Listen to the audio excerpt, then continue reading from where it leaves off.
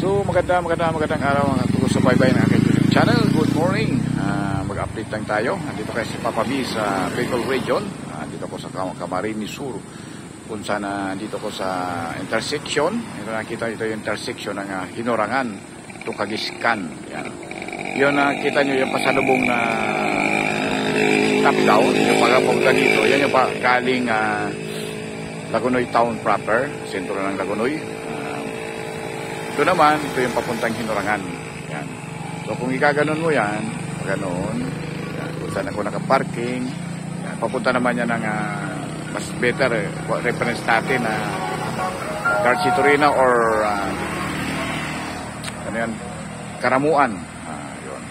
Pero ito yung landmark. Bago kayo magpupunta ng Karamuan or Garcia Torina, ito yung intersection, unang makikita ng intersection pag galing yun ng barang town ng Lagonoy. Yan. So yan, meron pa tayong kaway. Yan yung kadalasan. So, thank you for watching.